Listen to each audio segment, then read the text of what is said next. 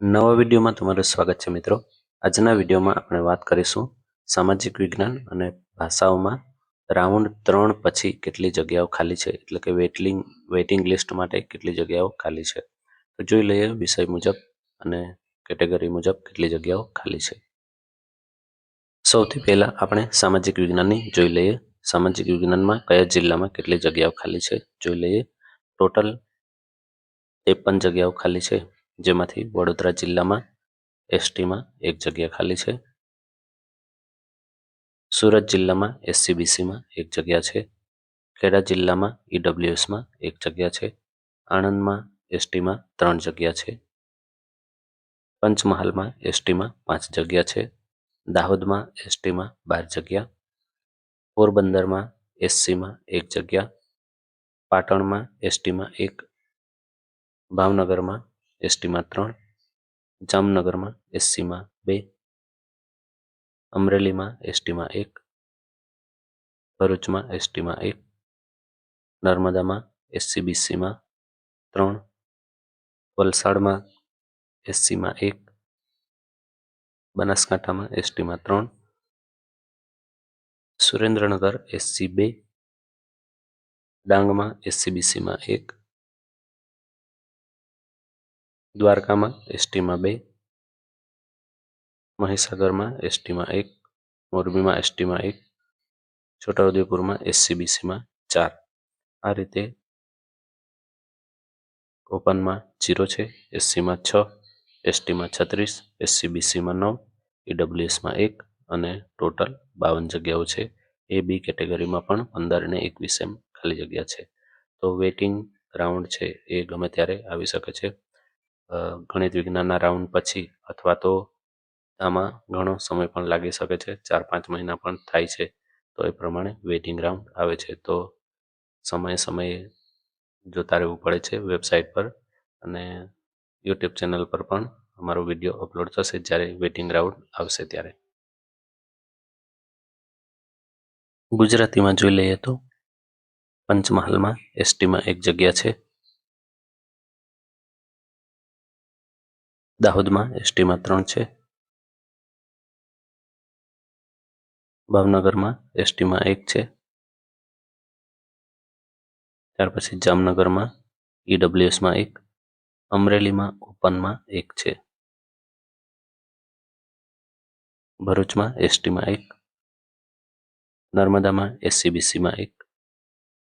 બનાસકાંઠામાં એસટીમાં 1.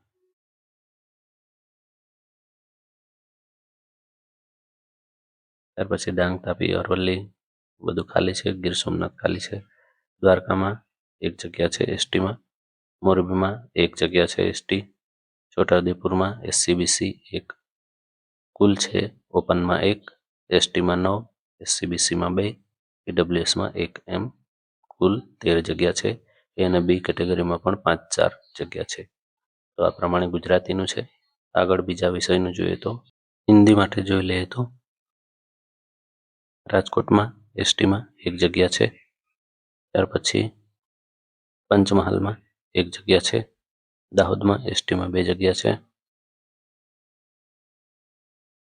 ત્યાર પછી આગળ છે બાકીનામાં તો 0-0 બતાવે છે. જોઈ લે લાસ્ટ સુધી. ભરૂચમાં એસટીમાં 1 જગ્યા છે. નર્મદામાં ઓપનમાં 1 જગ્યા છે. બનાસકાંઠામાં એસટીમાં 1 છે. ગાંધીનગરમાં 0 છે.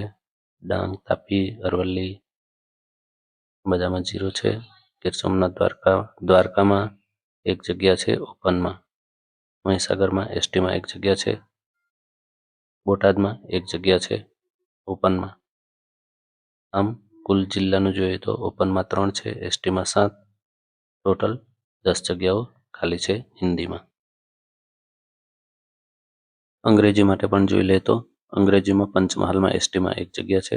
દાહોદમાં ઈડબ્લ્યુએસમાં 2. ત્યાર પછી મહેસાણા પાટણ ખાલી છે.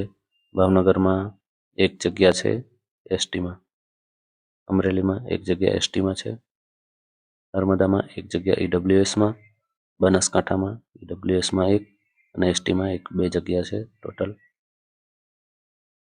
ત્યાર પછી ડાંગ, તાપી, અરવલ્લી ખાલી છે.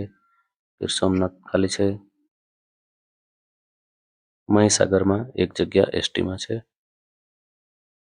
છોટાઉદેપુરમાં ઈડબ્લ્યુએસમાં 1. આમ જિલ્લાનું કુલ જોઈએ તો એસટીમાં 5, ઈડબ્લ્યુએસમાં 5 એમ 10 જગ્યા ખાલી છે અંગ્રેજીમાં. સંસ્કૃતમાં પણ જોઈ લઈએ તો વડોદરામાં એસટીમાં 1 જગ્યા છે. ત્યાર પછી પંચમહાલમાં એસટીમાં 2, દાહોદમાં એસટીમાં 3. ત્યાર પછીના ખાલી છે પોરબંદર, મહેસાણા, ભાવનગર. ભાવનગરમાં જોઈએ તો એસટીમાં 1 છે. અમરેલીમાં ઈડબ્લ્યુએસમાં 1. બનાસકાંઠામાં એસટીમાં 1 છે. સુરેન્દ્રનગર, ગીર સોમનાથ, તાપી, ડાંગ, અરવલ્લી, ગીર સોમનાથ ખાલી છે. દ્વારકામાં એસટીમાં 1 જગ્યા છે. મહીસાગરમાં ખાલી છે. મોરબીમાં એસસીમાં 1 જગ્યા છે. છોટાઉદેપુરમાં એસસીબીસીમાં 2. કુલ જોઈએ તો ઓપનમાં 0 છે. એસસીમાં 1 છે. એસટીમાં 9, એસસીબીસીમાં 2, ઈડબ્લ્યુએસમાં 1. કુલ 13 જગ્યા સંસ્કૃતમાં